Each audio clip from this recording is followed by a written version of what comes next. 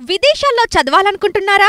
అయితే విదేశ్ కన్సల్ట్ ని సంప్రదించండి. అంటే ఒకటేమన్నా ఉందా అంటే నేను ఏం చేసినా ఏం కాదు, నన్ను ఎవడేం మీకుంటాడన్న ఆ ఉద్దేశంలో వచ్చి గట్టిగా అనర్గళంగా కూర్చొని మంత్రాలు చదువుతాము. నేను మంత్రాలు చదువుతాను కదా, 1/2 అవర్ 45 minutes నేను అనర్గళంగా చదివేస్తాను హోమం చేసేటప్పుడు. అగడగడగడగడ చదివిన తర్వాత మనకి ఏం చేస్తారు వాళ్ళు, సాధువులకి కొన్ని అవి వస్తువులు పెట్టి చేతిలో పెట్టినప్పుడమ్మా తీసుకుంటున్నప్పుడు నా చేతులు కొంచెం షవర్ అవుతాయి. ఇంత కష్టపడ్డ తర్వాత కొన్ని ఇస్తే అవి భద్రంగా తీసుకెళ్ళి సంచిలో పెట్టుకొని కార్లో కానీ బండిలో కానీ పెట్టుకొని పోయినాక ఇంట్లో వాళ్ళు ఇచ్చే బియ్యమే నేను వండుకొని తినేది కూడా ఇలా ఇస్తారు కదా, ఎంతో ఆనందం అవుతుంది. దాంట్లో ఒక ఫీల్ అనిపిస్తుంది, కష్టపడ్డందుకు వచ్చింది కదా అని. ఇలా కష్టపడి వచ్చింది అమ్మాయికి వస్తే నువ్వు కారు నడపాలన్న భయం అవుతుంది. ఇది ఎక్కడికైనా పోతే ప్రమాదం అవుతుందేమో, నా ఇంకా బాధ్యత ఉంది అని, నా ఇల్లు సంసారం ఎదురు చూస్తుంది, 6 అయింది కదా నేను ఉరికిపోవాలి, పిల్లలు ఎదురు చూస్తారని, అమ్మ ఎదురు చూస్తుందని, పోతూ పోతూ పండు తీసుకుపోవాలని, నువ్వు పండు గుండు ఏమంటారు ఆ పండు కోతిలాగా ఉన్నావు. నీకు ఏమో అర్థం తెలుసు, ఫేక్ ఎంటికలే అవి. స్పాండిలోసిస్ వస్తుంది సేనో. స్పాండిలోసిస్ అంటే తెలుసా? Spondylosis it depends on the neck, between the head and neck there is the syndrome. Spondylosis అని అంటే మన శరీరంలో నుంచి ఏదైతే వెన్నుపూస ఇలా వచ్చేట పైకి ఉంటుందో ఇక్కడ ఉన్న డిస్క్ ఫెయిల్ అవుతుంది. ఈ హెడ్ కు వెయిట్ ఉండాలి, వెయిట్ ఒక లిమిట్ వెయిట్. హెవీ వెయిట్ ఉంటే ఈ బరువు పడుతుంది. నీ సొంతంగా ఇంటికి వెళ్ళి ఇంతెత్తున్నా మోయగలవు. అది ప్రకృతి పరమాత్ముడు ఇచ్చారు. నువ్వు మీదికి తీసుకొచ్చి పెంట పెట్టుకుంటే మరి ఈ బరువు మోయద్దా? స్పాండిలోసిస్ వస్తుంది ఆయన గారికి. త్వరలో శ్రీనివాస్ ఇట్లా చూడాలా మనం? 100% ఫేక్. విగ్ కాదు, ఈ ఎంటికలు ఉంటాయి కదా, ఈ ఎంటికలు ఇలా పెట్టి అల్లుతారు దాన్ని, ఇలా ఇలా అల్లుతారు, అల్లేసేస్తారు. ఇంకోటి ఏంటంటే స్త్రీలకి పురుషులకి హెయిర్లో డిఫరెన్స్ ఏముంటుందంటే అమ్మ, మీ హెయిర్ ఎంత పెద్దగా పెంచుకున్నా ముడి పడదు, మన చిక్కు కాదు. ఇప్పుడు నాది తీస్తే అమ్మ ఇంత చుక్కు ఉంటుంది, నాది మొత్తం చుక్కే నాదిగా. ఇట్లా నా పొద్దున నా భార్య ఇది వేయడానికి 20 నిమిషాలు పడుతుంది ఆమెకి. అంత దగ్గరికి పెట్టి ఇట్లా రబ్బరు అది ఇది పెట్టి అన్నీ చేయడానికి టైం పడుతుంది. అంటే చుక్కులు పడిపోతాయి. స్నానం చేసి అలానే వదిలిపెట్టి దుమ్ము దుమ్ము దుమ్ము ఉండేది పోతుంది. మీరేంటంటే సెన్సిటివ్గా దాన్ని డీల్ చేసుకుంటారు డైలీ. పురుషుడికి దీని అంత ధ్యాస ఉండదు, ఎందుకంటే ఈ మైండ్ సెట్ పురుషులది ఉండేది వేరుంటుంది, స్త్రీలది వేరుంటుంది. ఇప్పుడు సీన్ గారు చేసింది ఏంటంటే కొంచెం ఏర్స్ పెట్టి నేను ఇంత పెద్దగా ఉంటుంది, హిమాలయాలు తపస్సు చేసి వస్తారు అని చెప్పినా కదా, పోయిండు పెట్టుకొని వచ్చిండు. అది ఇప్పుడు పైన పటారాన్ని మార్చింది కానీ లోన లొటారాన్ని మార్చలేకపోయాడు శ్రీనివాస్. గురుగారు ఇంకోటి నాది ఈ విషయంలో చివరి ప్రశ్న ఏంటి అని అంటే, రాధిక గారిని బయటికి తీసుకురావడంలో మీరే తనని రెచ్చగొట్టి బయటికి తీసుకొచ్చారు, మీకేమైనా లాభాలు ఉన్నాయా, స్వార్థం ఉందా? ఈ టాక్ ఒకటి బయట 3 కోట్ల చెక్కు. మంచి మాట. అంటే చాలా మందికి తెలియాలని అడిగారు. ఆ అమ్మాయి అంతలో అమ్మాయి నాకు కాల్ చేసింది. ఆ అమ్మాయి అంతలో అమ్మాయి నాకు కాల్ చేసినాక నేను తప్పుకుంటానని చెప్పాను అడ్వకేట్ని కల్పించిన తర్వాత. మీరు కూడా ప్రెస్ మీట్కి వచ్చారు. ఆ ప్రెస్ మీట్ పెట్టేసిన తర్వాత అడ్వకేట్ గారు ఏమన్నారు, లేదు కొద్ది రోజులు ప్రయాణం చేయాల్సి వస్తుంది, మీరు కొన్ని సమాధానాలు ఆయన అఘోరితత్వం అని అదని అంటున్నాడు కదా అన్నారు. ఇవన్నిట్లలో 2025 1 January 25 ఆ డేట్ నుంచి ప్రూఫ్స్ పెట్టాము అక్కడ కదమ్మా. 25 అయితే అమ్మాయి నా దగ్గర టచ్లో లేదు కదా, ఆ ప్రూఫ్ పెట్టాము. తర్వాత అన్నీ తీసుకొచ్చాము, అక్కడ లీగల్గా ఇచ్చాము, ఆధార్ కార్డులు ఇచ్చాము, అన్నీ ఇచ్చాము. ఇవన్నీ ఇచ్చేసింది ఎల్లూరు శ్రీనివాస్ గురించి రికార్డు, అప్పుడున్న రికార్డే శ్రీనివాస్ నేను లవ్ యూ అంటా, వైఫ్ అంటా అని అన్నాడు కదా. ఇందులో అప్పుడు ఓల్డ్ రికార్డ్స్ కదా. ఒకవేళ నేనే తెస్తే ఓల్డ్ రికార్డ్స్ నా దగ్గర ఉండవు. ఒకవేళ నేనే తెస్తే ఆ అమ్మాయిని అంతమంది ప్రెస్ మీట్లో కూర్చోబెట్టా, డైరెక్ట్ పోలీస్ కంప్లైంట్ ఇచ్చుకొని లోపల నుంచి శ్రీనివాస్కి ఫోన్ చేపించేసి బేరసారాలు ఆడవచ్చు. ఇప్పుడు నాకు ఆఫర్ రాదనుకుంటున్నారా మీరు? నాకు ఆఫర్ రాదనుకోవడం చాలా తప్పు. నాకు నిన్న మొన్న నుంచి వచ్చిన ఫోన్లు ఎట్లా మాట్లాడతారంటే, సామరస్యంగా వెళ్ళాలి మనం, ఇలాంటి ఎన్నో వస్తుంటాయి పోతుంటాయి. రుద్ర గారు మీరు ఆ కంఠం తగ్గించండి, ఆ కంఠం చూసే సగం అది పారిపోతుర్రు అని ఇట్లా కొన్ని ఇండైరెక్ట్గా. అప్పుడు చెప్పండి ఏం చేస్తాం మరి, మీరే ఒక పాయింట్ అని అనగానే ఇక నాకు కూడా టిన్నులు పంపుతారు. ఇక అర్థమైందా? నేను ఆ టిన్ను గ్యాంగ్ కాదు కాబట్టి ఈ అమ్మాయిని తెచ్చారన్న వాళ్ళు మీడియా సోదరులు అనుకోవడం నాకు ఇష్టం. ఎందుకంటే ఈ అమ్మాయిని రుద్రస్వామి పట్టుకొచ్చిందనంటే నేను ఇంత ముందుకు నేను ఎక్కడ దొరికినా మీకు అపవిత్రంగా చెప్పండి, వాస్తవం. నేను ఏడా కూడా నేను రాలేను.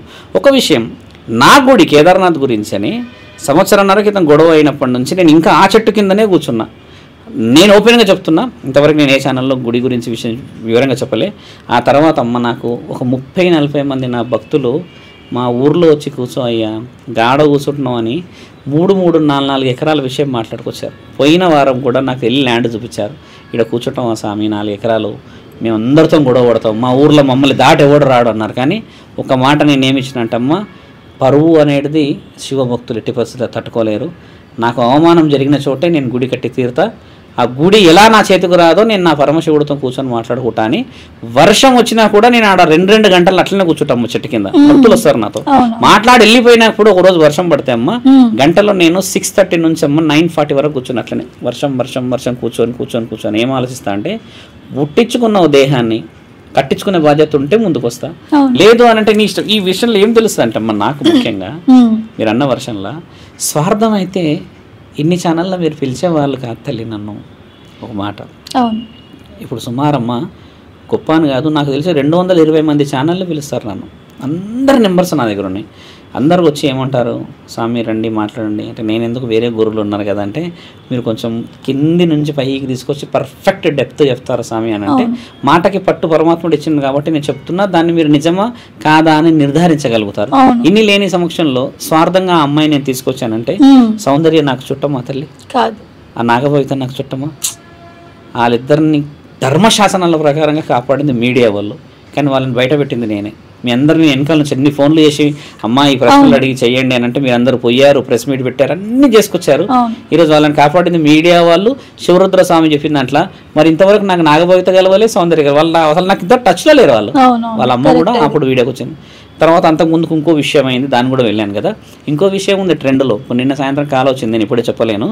ఇంకొక ఆయన ఉన్నాడు బావా, ఆయన కూడా పెద్ద ఎత్తున్న ల్యాక్స్లో ఉన్నది పెద్ద ఫోన్ వచ్చింది. ఇంకా నేను ఆగిన వరంగల్ నుంచి వచ్చింది ఫోను. ఇంకొక ఆయన ఉన్నాడు, అంటే నేను ఇది సబ్జెక్ట్ అయినాక ముందుకు పోదామని చెప్పిన. ఇప్పుడు నేను అధర్మం అయితే తల్లి, నేను పూజలకు డబ్బులు తీసుకుంటా, ఎంత పూజ ఉన్నదో అంతే డబ్బులు తీసుకుంటా. కాలేదు అన్న సంవత్సరాలు కాలేదంట, నా దగ్గర డబ్బులు ఆగవు, నాకు బాధ్యతలు ఉన్నాయి కాబట్టి. ఇట్లా ముల్లే మూట ఉంటేనేమో నేను చాలా తీయగా మాట్లాడతాను. నా కోపం ఎందుకమ్మా, అందరు సాధువులాగా తీయగా ఎందుకు మాట్లాడా? నేను ఎందుకు మాట్లాడాల్సింది, నేను యథార్థాన్ని వాదిస్తా. ఒకవేళ నేను చెప్పులు నాకాలి, ఇంకేదో మాట్లాడాలంటే అమ్మ ధర్మంగా చెప్తున్నా, కేదార్నాథ్ గుడి కట్టేసేవాడిని ఇప్పటివరకు. నేను ఎందరో అన్నారు కలిసిపో అన్నారు మా దాంట్లో. మాట్లాడే మీకే ఇంకా ఏం లేదు, అక్కడ అన్ని లంగ పనులు చేసే వాళ్ళకి మొత్తం 3 కోట్ల లవంగాలకి అన్ని ఉన్నాయి. అదే 3 కోట్లు అంటే ఉన్నాయి కదా. ఆ అమ్మాయి స్వార్థంగా ఏదన్నా ముందుకు వచ్చిన, ఇంతవరకు అమ్మాయి అడ్వకేట్ గారు కూడా అమౌంట్ తీసుకోలేరు.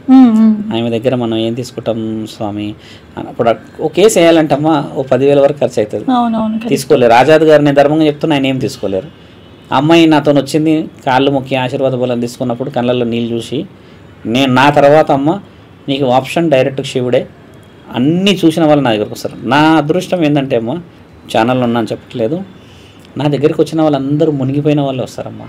అదేందో మరి మొత్తం అలసిపోయి ఈ జుట్టున్న వాళ్ళు వస్తారు, ఇక అక్కడ నుంచి లేపాలి ఇక నేను పైకి అంటే, అంత అలసిపోయిన వాళ్ళనే పంపుతాడు పరమశివుడు అనిపిస్తుంది. అంటే ఎందుకు అలా ఆలోచిస్తున్నట్టమ్మా, ఈ అవకాశమే లేదని ఓడిపోతున్న వాళ్ళందరికీ ఏదో ఒక అవకాశం వస్తే, నేను చాలామందిని చాలా విధాలుగా ముందుకు తీసుకెళ్ళిన, అవన్నీ చెప్పాల్సిన అవసరం లేదు. ఈ అమ్మాయి విషయంలో స్వార్థమే అయితే అంతమంది ప్రెస్ వాళ్ళల్లో ఒక్కోళ్ళన్నా గుర్తుపట్టేటోళ్ళు. ప్రెస్ వాళ్ళందరూ ఏమన్నారంటే, మిమ్మల్ని చూసే వచ్చాము స్వామి, మాకు అసలు సస్పెక్టెడ్ అయినా ఉందన్నారు కదా, నన్ను చూసి ఇంకొక వారం రోజులు జర్నీ చేయండి అని మాటిచ్చాను. నిన్న ప్రూవ్ చేయాలిగా, నేను కూడా ప్రూవ్ చేయకపోతే శివరుద్ర సాధువుని ఇన్ని రోజులు నేను చెప్పిన ధర్మ సందేహాలన్నీ చాలా తప్పు పోతాయి. కాబట్టి ఆ అమ్మాయి నిజము, ఆడపిల్ల నిజం, ఆ మనస్సాక్షి నిజం, కానీ చట్టానికి చూపించాల్సిన అవసరం ఉంటుంది కాబట్టి చూపించాల్సిన వాళ్ళకి చూపించేశాను. ఒక ఫోటోనే మన వాళ్ళు రారా అందగాడా అని ఎగురుతురు ఫోటోలు పెట్టేసి ఒక ఫోటో పంపించేసరికి, ఇప్పుడు ఆ అమ్మాయి పంపిణీ అన్ని పంపించేస్తే ఇంకా ఛానళ్ళల్లో ఏమవుతాయి? వ్యక్తిగతంగా అమ్మాయి మనస్సుని బాధించే హక్కు మనకు లేదమ్మా. కాకపోతే గెలుపు మనది, ఆలస్యంగా వస్తుంది. నేను అంత సులభంగా దేంట్లోకి రాను తల్లి. నేను అడిగే భిక్షాటన కూడా ఒకసారి భవతి భిక్షాందేహేనంటే అమ్మ, ఇంట్లో పడుకున్న ముసలోడు కూడా లేచి వచ్చి నాకు భిక్షాటన వేస్తాడు. నా కంఠం అంత స్పష్టంగా అంట నేను. అంతేగాని పుణ్యం కోసం అడుక్కున్నట్టు అడగను నేను, ధర్మం కోసం, ఒక నియమ నిబంధనల కోసం పోతాను. కొంచెం నాకంటూ కొన్ని సిమ్టమ్స్, కొన్ని రిస్ట్రిక్షన్స్ ఉంటాయి తల్లి. నేను నా కడుపులో నా పిల్లల్ని కన్నా 5 మందిని కదా, నా పిల్లలు నా సిస్టమేటిక్ ఉన్న ఈ వర్షన్ను చూసి ఏమంటారంటే, అసలు ఏం చేయాలో అర్థం కాలేదు, అసలు నాన్న ఇంట్లో ఉన్నంత సేఫ్ ఎట్టన్నా ఇట్లా విచ్చలవిడిగా ఉరుకుదామన్నా భయం అవుతుంది, అట్లా సిస్టమేటిక్గా ఉంటాడు. ఎందుకని నా భార్యను 10 సార్లు అడిగితే, ఆయన పెరిగిన వాతావరణం అట్లాంటిది, ఆయన ఉన్న వాతావరణం అట్లాంటిది. కాబట్టి నా చిన్ననాటి స్నేహితులు, నేను మీకు నెంబర్స్ కూడా ఒక రోజు ఇస్తాను, అడిగి చూడండి. ఎప్పుడు కోపమే, నాకు ఎప్పుడు కోపమే ఉంటుంది. కానీ తర్వాత ఆలోచిస్తే ఏమంటారు తెలుసమ్మా, వాడు కరెక్టే చేసి కోపపడ్డాడు, ఊరికి దేనికి పడ్డాడు అంటే నేను ఆలోచించింది అమ్మాయి విషయంలో దిగుతాను తల్లి. అమ్మాయి విషయాలు అన్ని ఆలోచించి కోణాల్లో దిగిన పరమశివుని ఆశీర్వాద బలం అమ్మాయిని గెలిపించి తీరుతా. ఇంకో మాట మీడియా ముఖంగా వర్షిని కూడా నెక్స్ట్ అగౌరి మీద కేసు పెట్టకపోతే నా పేరు శివరుద్ర కాదు, ఖచ్చితంగా పెడుతుంది అమ్మాయి. ఇంకెన్ని రోజులు ఉంటుంది ఆడ. శ్రీనివాసం తీసుకొచ్చేసి ఆయన చెప్తున్నాడంట నన్ను ఎవరైనా పట్టుకపోతే, నన్ను ఎవరైనా తీసుకపోతే నువ్వు సెక్యూర్గా మా ఇంట్లోనే ఉండు అంటారట. నీకే ఇంట్లో చోట్లకి ఊరు అవుతా పడ్డావు, ఈ అమ్మాయిని ఇంట్లో పెట్టుకుంటావు. అన్నిటికీ న్యాయం గెలుస్తుంది. శివరుద్ర సాధువు కానీ కాదు, సాధు సంతులందరూ బయటకు వెళ్ళారుగా. ఇప్పుడు అందరు గురువులు బయటకు వెళ్ళారుగా. నేను ఒప్పుకునే అబద్ధం అయితే వాళ్ళందరూ కూడా ఎన్నో ఆలోచిస్తున్నారు కదమ్మా. ప్రశంసల వర్షం కావాలంటే అమ్మా మీరు నాకు ఫోన్ చేయరు మనిషి అని. ఇంకెంత టైం పడుతుంది గురుగారు? 1 వీక్ పడుతుంది అన్నారు. ఇంకా 1 వీక్ లో మొత్తం అంతా క్లోజ్ అయిపోతుందా చాప్టర్? ఎల్లూరు శ్రీనివాస్ వస్తున్నాడుగా, is on the way to Hyderabad. వస్తాడంటారా? రాడా? కనిపిస్తాడంటారా? జనాల్లో కొట్టేస్తారేమో. కొట్టొద్దు, ధర్మశాసనాల ప్రకారం కొట్టకూడదు. ఎందుకంటే శ్రీనివాస్ తప్పు చేసిండు అని నేను ఒప్పుకుంటా అమ్మా. కాకపోతే ఆ దేహానికి కొన్ని విలువలు ఉంటాయి. దెబ్బ పడి మనసు ఇబ్బంది అవుతారు. ఆల్రెడీ ఎన్నో కోల్పోయిండు అమ్మా, దెబ్బలు పడి ఇంకా కోల్పోకుంటున్నాను నేను. నా బాధ అదే. కానీ మీలో ఒకటి నాకు బాగా మంచిగా అనిపించేది ఏంటంటే గురుగారు, ఇంత చేసినా గానీ నేను ఒక సాధారణ వ్యక్తిగా నాకే ఇంకా మండిపోతుంది. అయినా కానీ మీరు అయ్యో పాపం కొట్టకండి, ఏం కొడతాం పాపం, ఆల్రెడీ జీవితంలో పరమాత్ముడు దెబ్బలు కొట్టేసి క్షమించే గుణంలోనే ఉన్నారు మీరు. ఆయన్ని కొట్టి కొట్టి కొట్టి కొట్టి పరమాత్ముడు అలసిపోయేటట్టు చేసిండు కదా. అందరు మీలాగా ఆలోచించాడు. ఇంకోటి ఆయన ఆలోచిస్తలేడు. ఇప్పుడు నా దగ్గరకు వచ్చినాక సేఫ్ అయిపోవచ్చుగా, ఎక్కడ కూర్చోవచ్చుగా.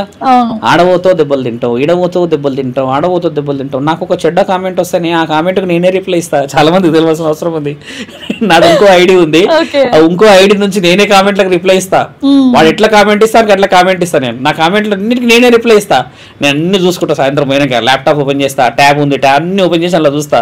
నెగిటివ్ కామెంట్ వచ్చిన దగ్గర ఆన్సర్ ఇస్తా. తర్వాత నాకు ఇంకో కామెంట్ రాదు, మళ్ళీ డైరెక్ట్ నా ఫోటో కనబడుతుంది కదా, నేనే కామెంట్ ఇస్తా.